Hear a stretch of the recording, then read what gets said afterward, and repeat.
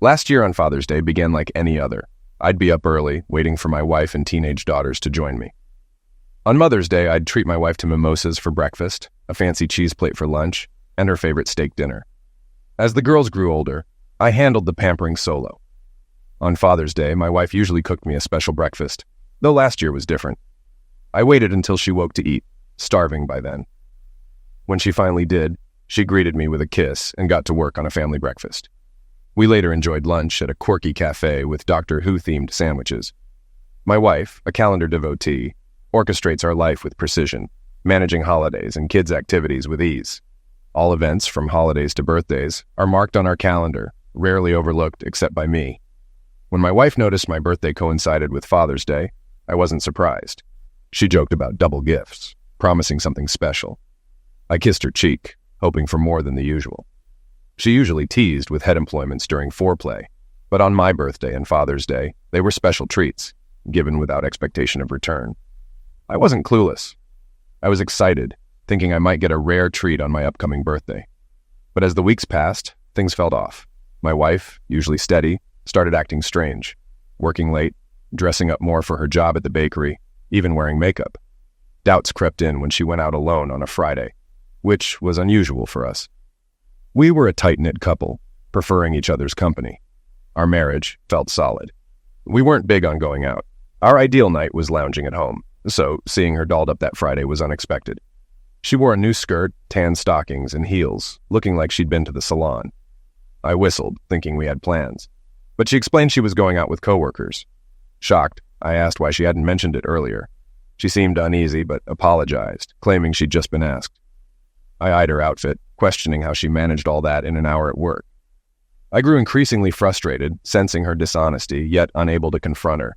Her infidelity seemed unfathomable. She embodied the typical suburban wife and mother. Our bed life remained vibrant, adding to my confusion. When she brushed off my suspicions, claiming she worked half a day and wanted to look nice, I was left speechless as she hurried out the door. She returned near midnight, her hair hastily tied up, dispelling any notion of a salon visit. Ignoring me, she headed straight for the shower, leaving me bewildered. Something was amiss in our seemingly perfect life, and I couldn't shake the feeling of impending trouble, especially considering my line of work in retail. On Saturday morning, as I prepared for work, my wife didn't wake to bid me farewell as she usually did. I found it surprising. At the store, I encountered Missy, the morning barista, waiting at the entrance. With her striking blue eyes and red hair, she caught my attention, despite my contented marriage. Redheads had always intrigued me. "Hey, Bill," she called out as I approached the entrance, still locked, as it was half an hour before opening. Missy had mentioned feeling uncomfortable with the night crew. "Good morning, Missy," I greeted, unlocking the doors. "What's up, Bill? You look down," she observed. "Just a lot on my mind today," I admitted. She gave me a curious look, but didn't pry. "Give me a sec. I'll get you some of our best coffee," she offered. Forced to smile, I replied, "Sounds good. I'll join you soon." I secured the doors while she hastened to ready the cafe for the busy morning ahead. Knowing how bustling our little cafe became once the store opened, I made my rounds on the floor, checking in on the department crews. While my competent department managers made these checks unnecessary, I valued the chance to greet and chat with my team. Maintaining positive relationships with them mattered to me, and I believe they appreciated the effort. My final stop was at the coffee shop, where Missy had my usual large black coffee ready and waiting. "Here's your cup of Megamart's finest brew," Missy said, handing it over. "Thanks, Missy," I replied, pushing $2 across the counter. "No need for payment today, boss," she insisted. "Can't take any chances, Missy. I cover all my expenses here. Last thing I need is someone causing trouble with corporate," I explained. She gasped. "Bill, I'd never do that." "Not saying you would, Missy, but I can't risk it, even for a $2 coffee. You'd be surprised what I have to deal with. Denying someone a day off or cutting overtime, it's just not worth it," I explained. "All right, boss, understood." She nodded. I waved farewell and took a sip from my mug, aware that some employees likely receive free coffee occasionally, though it was impossible to track. And it wasn't worth the hassle of monitoring video footage just to ensure everyone paid. As the company's leader, I faced risks, dealing with employee frustrations over trivial matters like parking regulations, prompting unnecessary HR calls. The day passed quietly, with the highlight being an old lady stealing cat and bird food. It provided the distraction I needed, keeping me occupied without dwelling on my marital issues. Upon returning home, I found my wife and daughters heading out to a concert with other families. While it had been planned and noted on the calendar, I had forgotten. I hoped to speak with Katie later, eager to resolve our recent tensions. Not knowing what had transpired the previous night nagged at me, leaving me with little else to dwell on. Tonight, I seized the chance to snoop around. I checked her email, expecting it to be fruitless, but surprisingly, no one else had sent messages. Since she had a cell phone, I couldn't check her texts or call log. Checking her clothes for clues was also futile, as she'd already done her Saturday laundry. Frustrated, I achieved nothing and went to bed after the movie feeling just as unsettled. On my birthday and Father's Day, I began my day as usual, toast, coffee, and enjoying the morning on the terrace. It was beautiful, with birds chirping, and I pondered what the day held in store. Around 9, I returned inside to refill my coffee and found my wife and daughters up and packing lunch. Surprised by their early activity, I questioned their plans. Jill announced a beach trip, catching me off guard. As they departed, I realized they remembered my birthday, unlike how I often had to remind them of important dates. Perplexed by Katie's oversight, I received a call from my mom, hoping it was them coming back, but it wasn't. "Hey, Billy, happy birthday and Father's Day," Mom greeted. "Thanks, Mom. Kathy's got some big plans for you guys today," I replied. "Nope, she took the girls to the beach just a bit ago," she informed me. "Really? That's not like her. I'd have thought she'd whip up a tasty breakfast and make today special for you," I commented. "Yeah. Honestly, I'm not sure what's up lately. She's been acting strange for weeks now," Mom shared. "Well, don't sweat it. She probably has something special lined up for later. I've got to head to church." "Love you, Billy," Mom assured me. "Love you, Mom." Mom's eternal optimism and her close relationship with Kathy always warmed my heart, especially since Dad passed away a few years ago. I stood there, pondering the state of my marriage, when the phone rang once more. It was my assistant, Anne. "Bill, there was an incident at the coffee shop this morning." "What happened? Was Missy involved?" "Unfortunately, yes. She was on the stairs when a customer shoved her. She lost her balance and took a fall." "Oh my goodness. Is she all right?" "They've taken her to St. Alex's Hospital for x-rays. It looks like she might have a broken arm or something." "Poor girl. Do you need me to cover her shift?" "No, everything's sorted. I just wanted to give you a heads up for tomorrow. I apologize for reaching out on Father's Day." "Don't worry about it, Anne. Thanks for letting me know." I hoped Missy was all right, but assuming they wouldn't return, I went to IHOP for breakfast. The bustling atmosphere, filled with happy families celebrating fathers, overwhelmed me, and I left to avoid breaking down. Opting for McDonald's, I enjoyed a satisfying breakfast with coffee and orange juice. Sitting in the park, I reminisced about boating trips with my daughters when they were young, realizing they had grown distant as they neared college. Their outings with their mother became more frequent, perhaps for the best. I acknowledged there would likely be no dinner together as the day wore on, so I grabbed a Reuben at the doctor-themed cafe. A Facebook post garnered the usual Father's Day wishes, but my mother-in-law's comment about the beach trip surprised me, as my wife had been posting beach photos. Feeling down, I sought solace in a sports bar, but soon retreated to a cigar lounge, indulging in a pricey Opus X. Settling in to watch the game, I was invited to join a group playing cards. "I'm Bill," I introduced myself to the older gentleman. "I'm Lance, and this is my brother Jerry. Pleasure to meet you both." They finished their handshake and included me in their little 5-card game. "Grab yourself a drink, Bill," Lance offered, placing the cooler on the floor. I expressed gratitude and opted for a Miller Lite. "No kids, or did the ex take them with a new guy?" Jerry quipped with a smirk. I frowned and replied, "My wife and the girls are at the beach. Seems like they've lost track of the day." "Tough break," Lance chimed in. "I hardly see my boys. They're both in the service." Jerry nodded, adding, "My daughter's out in California. My grandson Charlie just turned 2. I'm heading there next week." "That sounds wonderful," I said. As my daughters hit 17 and 18, I began longing for the days of them being little. They nodded in agreement. Eventually, the conversation circled back to my wife. "Do you think she genuinely forgot, or is she avoiding you?" Jerry asked, echoing my own thoughts. Recounting the recent weeks and Friday's issues, they shook their heads in disbelief. "She's cheating on you," Lance asserted, with Jerry nodding in agreement. "I can't believe it," I muttered. grappling with the revelation, though deep down I knew it made sense. "Listen, Bill," Lance began, recounting his own experience. "I've been down this road. The sudden changes in behavior. The late nights out, dressed provocatively. The lack of respect. Been there, buddy." Lance shared how he regretted his initial reaction of divorcing his unfaithful wife, highlighting the financial and emotional toll it took. "Bill, trust me," he continued, urging me to consider forgiveness if I truly loved her. "It'll be better for you in the long run. Guys in their 40s don't often get second chances at love. Thank you, Lance. You've given me a lot to think about." I might have said it aloud, but deep down, I thought he was crazy. Forgiving her for cheating and staying married seemed impossible. I shook both men's hands, bid them farewell, and left. As I scrolled through Facebook on the couch, dinner time approached. Seeing my daughter's and wife's posts filled with pictures of their joyful day saddened me further. Enough of this, I thought. It was time to face reality. My wife had forgotten my birthday and Father's Day. What did it matter? What counted was my certainty that she had cheated, especially after Friday night's strange behavior. Her goal seemed to be rubbing it in my face, and now she had succeeded. Determined to move forward, I prepared for the evening.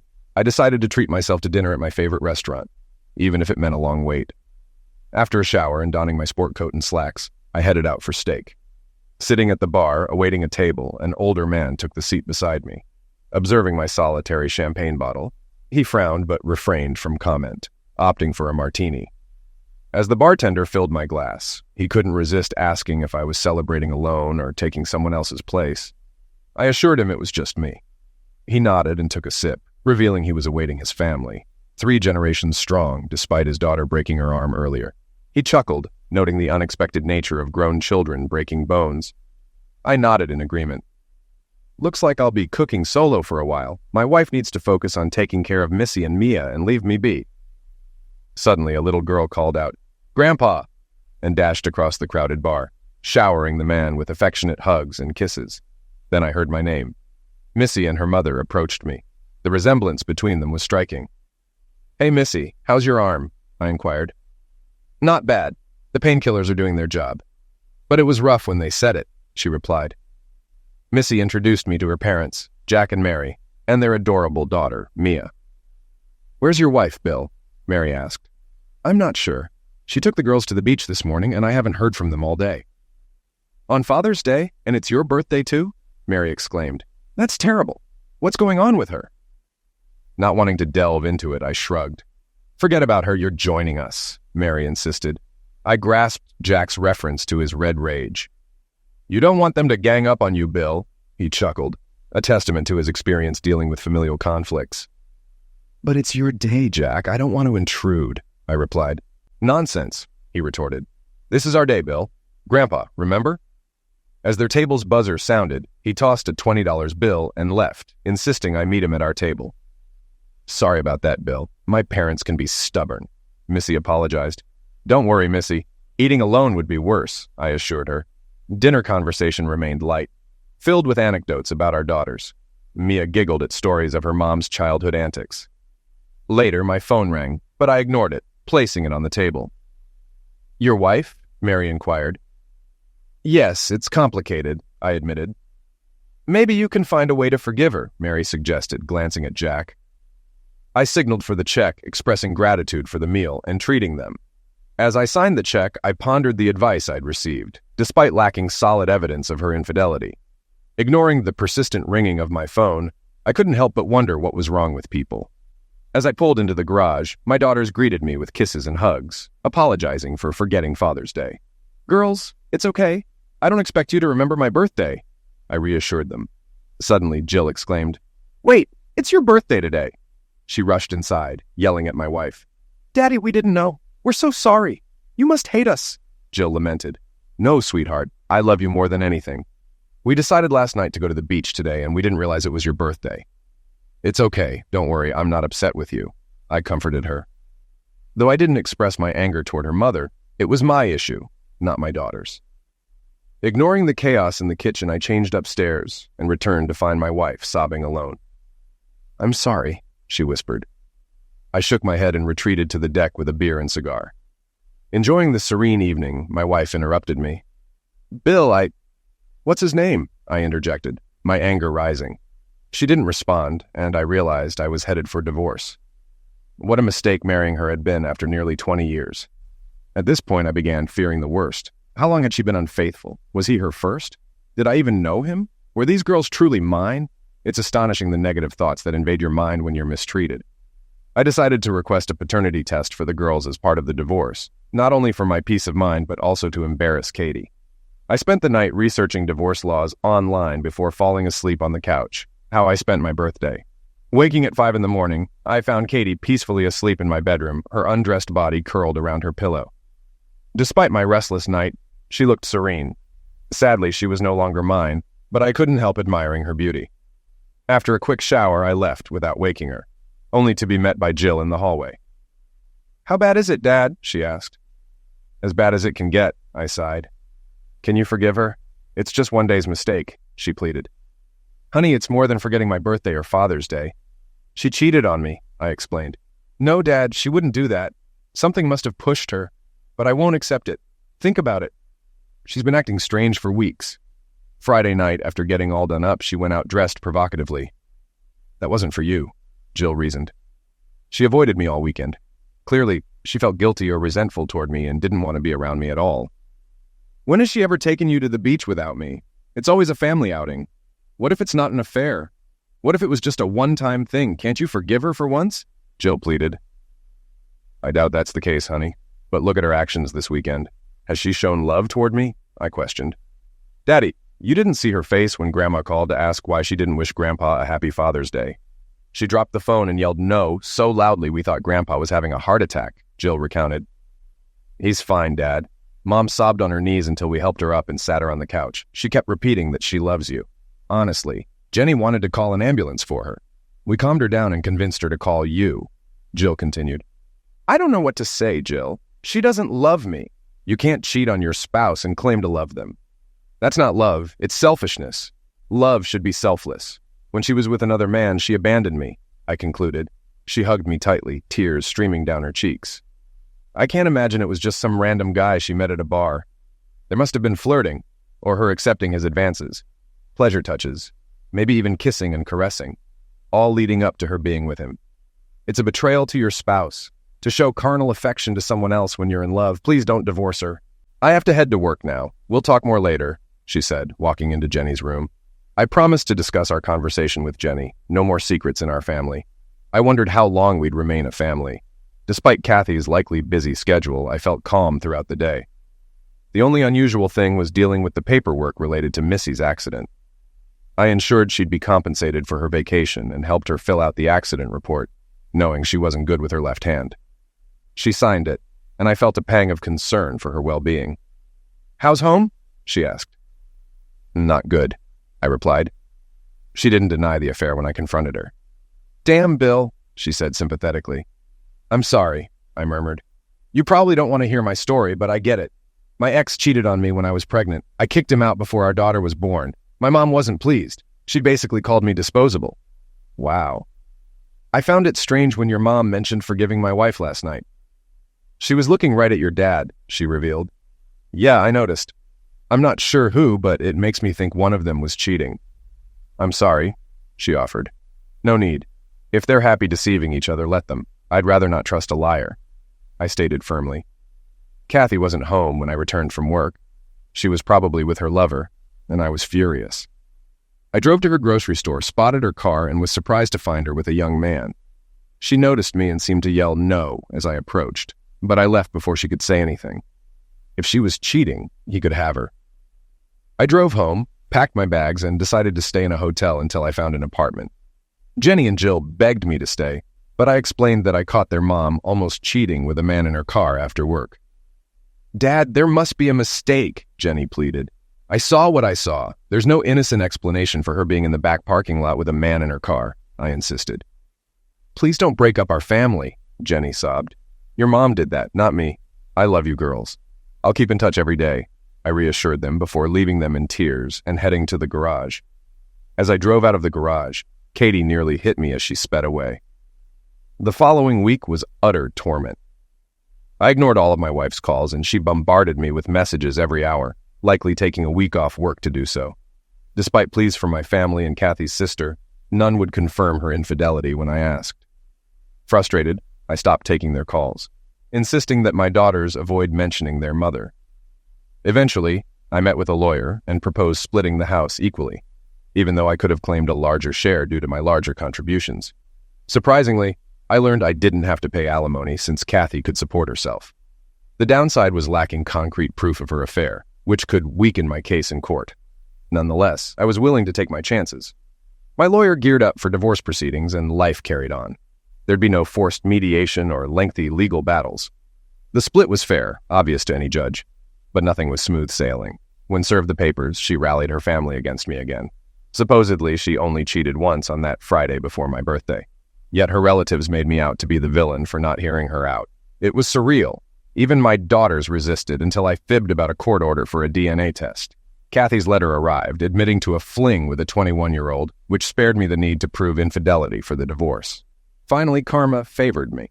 She resisted the divorce at first, but the judge approved it when he saw the terms I proposed and her admission of infidelity in the letter. I was to be divorced in 60 days, finding myself isolated for refusing to talk to her. I was labeled immature and a prick. Even my mother and daughters stopped talking to me. It hurt, but I stood by my principles. I called my daughters every day, leaving messages despite their silence. I refused to let them blame me for the lack of communication, making every effort to stay in touch. One change was having coffee with Missy on Sundays. We met at a local coffee shop, where she and Mia lived nearby. I confided in her about my struggles while Mia watched cartoons. "Your daughters will come around, Bill," she reassured. "Living with your wife. Who knows what she's put in their heads?" I hope so.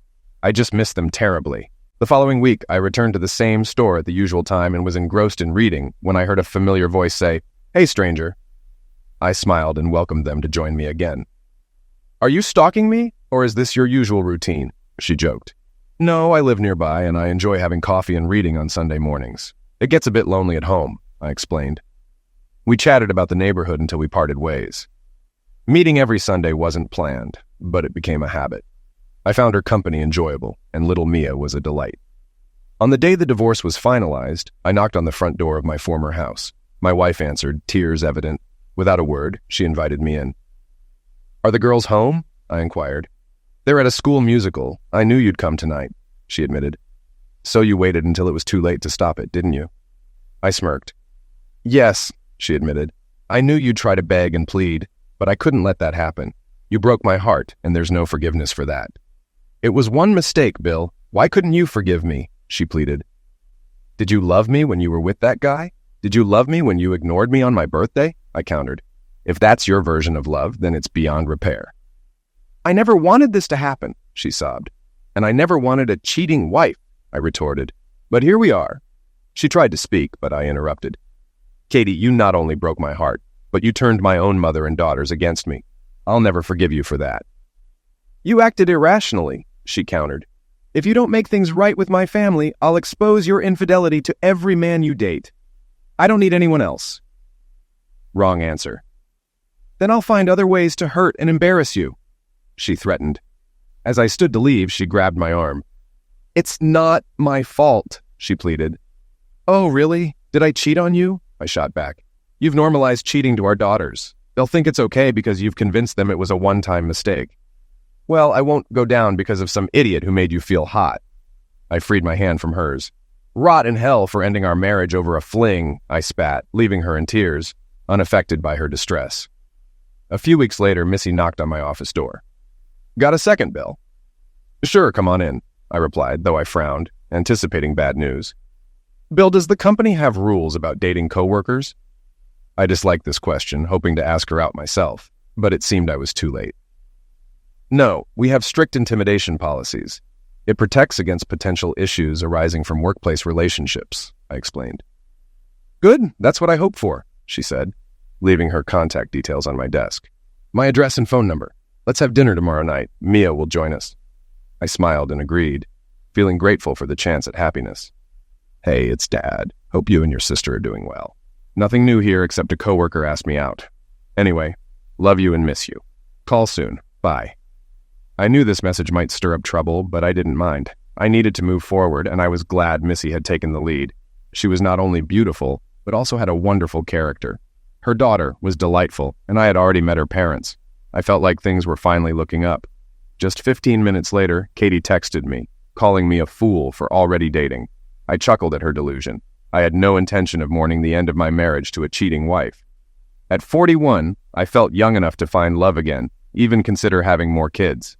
Missy, in her 30s, might share that desire. It was early to think about such things, but as a single mom, it might be a priority for her. As for me, I hadn't been carnal in months.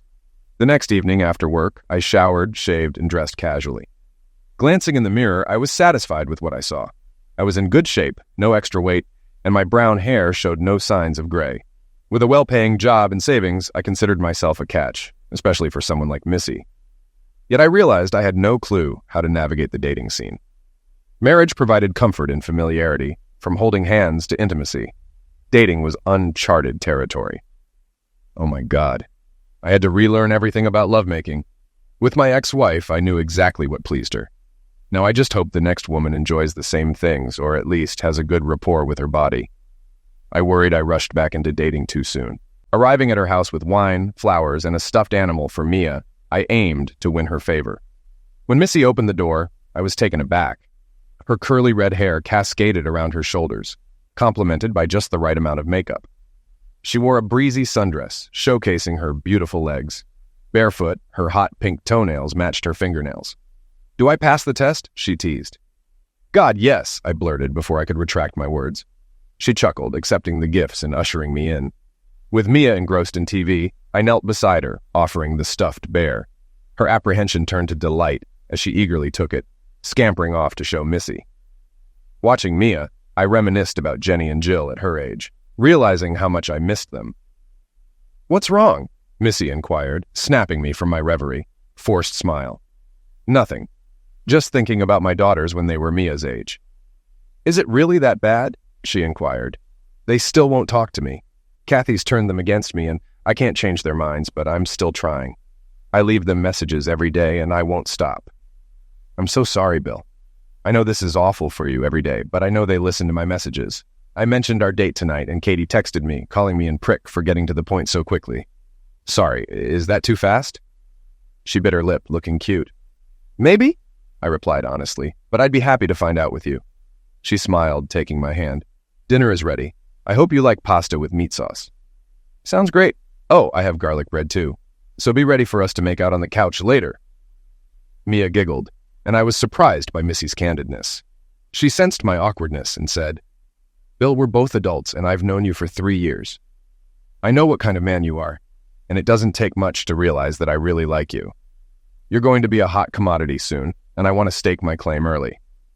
"Hot stuff?" I quipped. "Yep. You have no idea how much buzz the news of your divorce has caused at the store, honey. Your appearance on the market, so to speak, has caught the attention of many unmarried ladies. You're a handsome man in good shape. You're smart, stable, and we all know how you feel about fidelity." When I sat down at her table, I felt quite good, so I'm getting in line early, she concluded. I grasped her hand. "I like you too." Mia chimed in. "Sketty's my favorite. I like Sketty too." "The fattier, the better," I quipped, eyeing the Parmesan cheese jar. "And you must have really pungent cheese," I added jokingly. She giggled, correcting me. "It's not stinky cheese, it's Parm." "Stinky cheese," I teased, pretending to sniff the jar dramatically. "Wow, this is really stinky cheese," Missy chuckled, shaking her head as Mia poured a generous amount over the spaghetti. During dinner, we chatted lightly. I inquired about Mia's preschool adventures, and she eagerly shared every detail. It was a delightful exchange. I soon noticed Missy's quiet contentment as she observed us. As she began clearing plates, she joked, "She hasn't shared her favorite TV shows yet." After tucking Mia into bed, Missy joined me on the couch. Handing her a glass of wine, she relaxed and remarked, "Being a mom is the highlight of my day. But moments like these are precious." I instinctively embraced her, and she nestled closer. "It's even busier with 2, I admitted. "Do you think your girls will come around?" she asked. "I hope so," I answered, reflecting on their situation. She kissed my cheek and encouraged me not to give up the fight for them. Setting down her glass, Missy leaned back. "Bill, I've made it clear that I really like you. I'm too old to play games." I want to continue seeing you, and that includes inviting you into my life carnally. I started to interject, but she raised a finger. I know you want to be a gentleman, but you don't have to be. I'm not looking for casual flings. I want an exclusive relationship. My daughter needs a father figure, and I need a husband. That's what I'm offering. I attempted to speak again, only to be met with resistance once more. Typically, guys bolt after this conversation. I don't see you as that type, but I'm offering you an out. If you're looking to play the field, I'm not your match. But if you're interested in building something lasting, then I'm here. Impressive, I remarked. Was that rehearsed or spontaneous? She frowned, misunderstanding my reaction. Missy, we've had a professional relationship for 3 years. Our recent coffee meetups have been enjoyable. I'm a family man. I've always been. I don't know how to navigate the single scene, and the idea of dating terrifies me. If my wife hadn't strayed, I'd still be happily married. No, I'm not interested in that lifestyle. She smiled, taking my hand. You're charming, intelligent, and your spaghetti is fantastic. We shared a laugh, and she playfully nudged my shoulder. I'd like you to be my boyfriend. Let's build something meaningful together, including with your daughter. That night, we refrained from intimacy. Despite the temptation, I opted to take things slow, respecting both our feelings. A stroke of luck came my way when I received an application for a managerial position. Though I never learned the name of the individual who contributed to the demise of my marriage, fate intervened when he applied for the night manager role. Recognizing him instantly, I orchestrated his hiring, anticipating the opportunity for payback. On his second night, I left a 40-inch TV in his car, identical to mine, knowing it would likely be out of stock by morning. I arrived as his shift ended, walking him to his car while discussing his team. Upon noticing the TV in his back seat, I feigned surprise. Jeff, did you buy that TV today? We're not open yet. No, Bill, it's not mine. I have no idea how it got there. Let's head back to the store, I suggested, to which he reluctantly agreed. Back at the store, his fear was palpable. With no night security due to our night crew, I easily disabled the security system, covering the camera with tape. When he saw the system malfunctioning, he grew frantic, insisting on his innocence as I contacted the police. Despite hoping for harsher consequences, he received a misdemeanor in community service. The corporation, finally acknowledging security gaps, installed parking lot cameras. He never suspected my involvement and unsuccessfully attempted to blame his team. His termination was swift and unsurprising. One chilly Saturday morning, a week after my dinner with Missy, I found her waiting in the car to keep warm. As I parked next to her, she greeted me with a kiss and confirmed our dinner plans for the night. Absolutely, I replied. Okay, I have something special I'm cooking for us. You won't want to miss it, she added. Before I could respond, Katie's interruption came from behind me. Missy, visibly irritated, addressed her. Katie, what do you want? I asked, growing annoyed. I've been trying to call you. Did you block my number? Yeah, after your 30 messages about how I'm in prick for continuing to live. I'm done. What do you want? We need to talk about the girls in college, Katie insisted. They can go wherever they want. I've handled the finances for them. I'd like to be involved, but thanks to you poisoning them against me, they won't talk to me, I replied. Katie suggested the girls feared I wouldn't pay their tuition. Missy interjected with a laugh. I lost them in the divorce. This retort earned her a glare from Katie, who then blamed me for not forgiving her one slip-up. You cost me my marriage, my family, my daughters, and my mother. You better never date again. If I find out, you'll never see a second date, I warned. Missy's rebuttal was sharp. No one wants to date a cheating strumpet unless they're looking for easy lovemaking. I headed towards the store, but heard shouting behind me. Glancing back, I saw Missy confronting Katie, pinning her against the car. Stay away from my man! Missy yelled, jabbing her finger. I intervened, pulling Missy away. Stop it, Missy, she's not worth it. You heard me, Katie retorted, storming off. Please, Katie, just go. It's over between us, and it's your fault, I said, leaving her sobbing by the car. Catching up to Missy, I took her hand. I'm sorry, Bill. I got too territorial, she admitted. No worries. Parking lot fights are great for the ego, I joked, and we went inside, laughing. Later, my mom called, but the call cut off abruptly. Concerned, I rushed to her house, ignoring Missy's calls. Arriving, I found the ambulance gone. She'd passed away before reaching the hospital. Alone in the ER lobby, I pondered her last words. Then Missy called. Hey, my mom just passed away. Oh, Bill, I'm deeply sorry to hear that. Yes, thank you. I'm worried I won't be much company tonight. No worries, I'll be there for you. You need me. Please let me come over. All right, yes. Expressing my reluctance to be alone, I was grateful she agreed to keep me company. I'm heading home now. I'll meet you there after you finish up. All right, I'll be there soon. After finishing my conversation, I drove to my old house instead of heading home. I felt compelled to speak to my daughters, regardless of their willingness to see me. Arriving, I noticed both of their cars parked in the driveway, feeling a wave of apprehension. Entering through the garage, I was relieved not to find Kathy's car, as I wasn't ready to face her. The downstairs rooms were empty, so I made my way upstairs to the bedrooms. "Daddy!" Jill exclaimed as I entered her room. "What's up?" shouted Jenny, following behind me. "Did you come here to beg? Well, you can leave," Jill retorted. "Grandma had a heart attack and passed away this morning," I interjected. They both gasped. I felt it was important to share this news in person. "Now I feel like I've damned myself," I added. I exited and shut the door, ignoring Jenny's call to wait, and drove off. I headed to the small lake where we once shared joyous moments. Despite the chilly weather, the tranquil waters brought solace. Seated at a picnic bench, tears welled up again, not just for my mother, but for the estrangement from my daughters. Jenny's anger conveyed all I needed to know. Doubts crept in about my past actions, not with Katie, but with my girls. What had I done to earn their resentment? Katie's betrayal had shattered our family, yet my daughters couldn't see it. Lost in thought, I heard footsteps nearing. Turning, I found Katie and the girls approaching. "How did you find me here?" I turned back to the lake. "You forgot to turn off our Find My Phone app," Kathy replied. "Bill, I'm sorry about your mom," she added. "Yeah," I muttered. "Do you regret her pass away or turning her against me?" She fell silent. "Leave me alone. I can't deal with your stuff right now," I said. "I'll never forgive you." The last time we spoke, she insisted she wouldn't talk to me until I backed out of the divorce. She didn't even say she loved me before hanging up. "I'm so sorry, Bill," she said before leaving. Then Jenny spoke up. "Dad, we're sorry too. Please forgive us for being rude." They both rushed over to hug me and we cried together. "It's not my fault, girls. Your mother's actions broke us apart," I said. "We're sorry, Dad," Jill said. "We just wanted you to forgive her. She loves you. It's obvious." "Not enough to stay faithful," I replied. "Jill, I'm sorry, girls," I said tearfully. We hugged again while Kathy watched from the car. "Girls, I need you. You'll leave for college soon and I'll miss you. We're wasting time," I said. "We understand, Daddy," Jenny said. "We won't shut you out anymore." "I wish Grandma had the chance to do the same," Jill added. "Can we come with you, Daddy? We haven't seen your new house yet. Maybe we could grab pizza."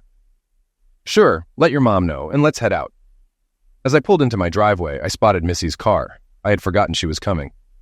"Looks like you'll meet Missy," I told the girls. "Is she your girlfriend?" they asked simultaneously, making me chuckle. "Yeah, well, we just started dating." Look at him blushing. "So cute, Jenny." They dashed out of the car and bombarded Missy with questions, leaving her bewildered. "Girls, give her a break. Help her inside, and I'll introduce you properly." They kissed my cheek and hurried to the garage while I approached Missy. "Sorry about that," I said. She opened the door with a radiant smile and kissed my cheek. "Your daughters?" she asked. I nodded. "Come on, let's make proper introductions." "I hope I look okay." "I must look awful." "You're fine. They'll like you, Jenny." "Jill, meet Missy," I said. They embraced Jenny and cheekily declared, "You're super hot." Jill exclaimed, "Good for you, Daddy." Missy laughed, leaving me too stunned to respond. "Let's do a quick tour of the house. Then I need to handle some things for Grandma's services. Bill, I'll order pizza while you show them around." "Perfect. You read my mind." "Ooh," the girls cooed. As Missy smiled, I made the decision to wait until the next morning to inform others about my mom's passing. I'll draft an obituary for Monday's paper and share service details on Facebook.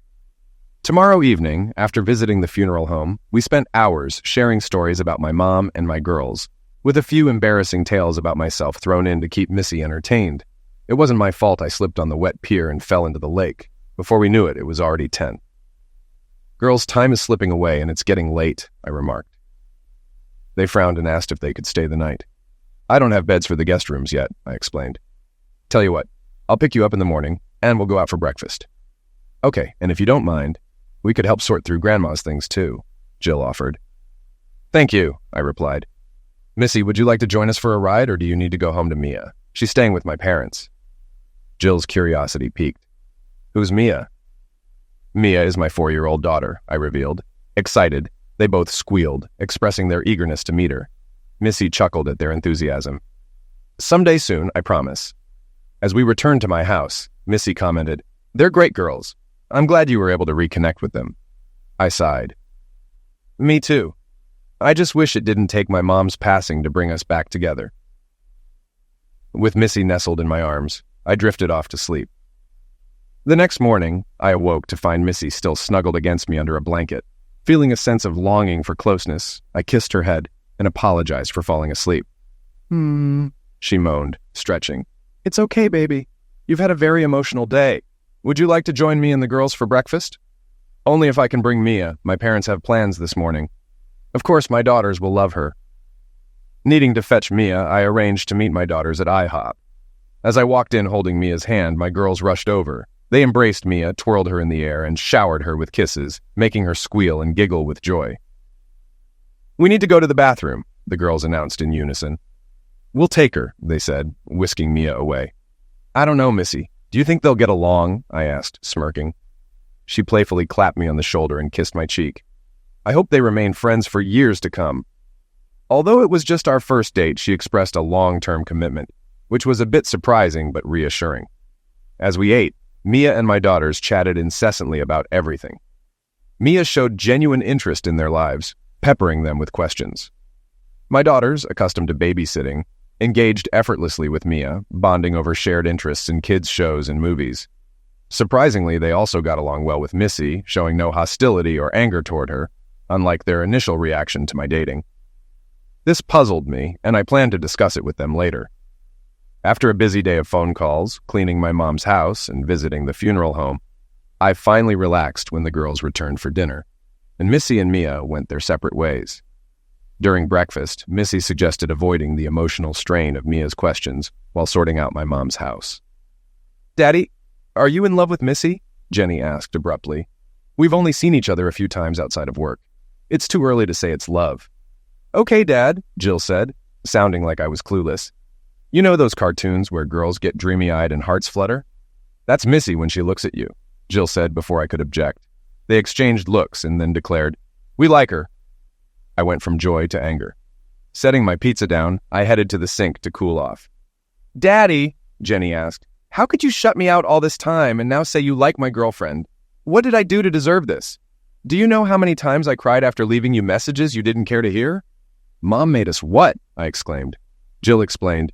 It began when Mom said if you felt distant, you could return to her, and we'd be a family again. We're truly sorry. Turning to Jenny, I saw her eyes tear up, and she rushed to hug me. Dad, we're so sorry. When that didn't work, she said you abandoned us and wouldn't pay for college because we wanted you to stay with her.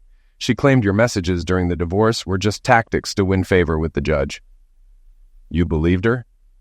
Dad, imagine sitting with her every day, hearing her defend one mistake against 20 years of love. We thought you were being unfair. What if it was you? Would you forgive your boyfriend for cheating? No response. Where's the line? I demanded. Unclear. Give me a clear answer. They wept and our hug calmed me. I've missed you both so much, I said. After they professed their love, I reminded them, time to go home. School's tomorrow. Make sure your mom tells them about the wake and funeral. You'll need time off this week. One last embrace, then I watched them drive off, feeling warmth inside. Looking at the sky, I whispered, Mom, you didn't have to leave to bring my girls back, but thank you. I'll miss you. Wakes are always hard for me. Being near a deceased body is unsettling. My mom's wake was especially tough. Approaching her casket brought me solace, seeing her peaceful face. I knew she'd reunite with my late father, who avoided wakes. Mom planned hers meticulously, even choosing the casket. It was a relief knowing she had everything sorted. Chatting with one of her friends, Katie and my daughters arrived. Tearful hugs from the girls greeted me, while Katie stepped aside respectfully. After the prayer, Kathy placed something in the casket, then sat alone at the back. I saw it was a photo of Kathy, me, and my mom, all holding our babies, beaming. Touched, I took the photo and put it by my mom's hands, tears welling up.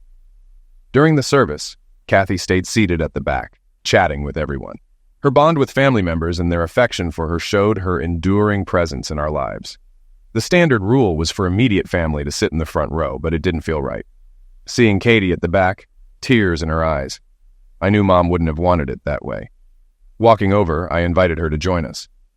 "Come here. No need to hide." She hugged me gratefully, whispering a thank you. Back in front, my Uncle John offered her his seat, earning Missy's praise. Holding Missy's hand while my ex-wife was nearby felt surreal. I hoped it wouldn't cause trouble later. As we said goodbye to the last visitors, Kathy thanked me for welcoming her into the family, offering to share the limo ride. Missy's hand on my waist, I feared tension, but Katie's departure eased it. "Let's get you home," Missy said, embracing me. In the kitchen, relieved the day was over, I handed Missy a cold beer. She thought things went well with Kathy. "Yeah, I'm glad. I half expected her to cause trouble with you." "The girls probably helped. We'll be okay after tomorrow." I hoped she was right. Maybe I was just paranoid about Katie and Missy. "Will you stay over tonight?" She squeezed my hand. "You couldn't kick me out if you tried." We didn't make love, but her presence brought the best sleep since the divorce. "You're keeping a close eye on me. I won't misuse your kindness by starting a fight," Kathy remarked as we waited for the service to begin.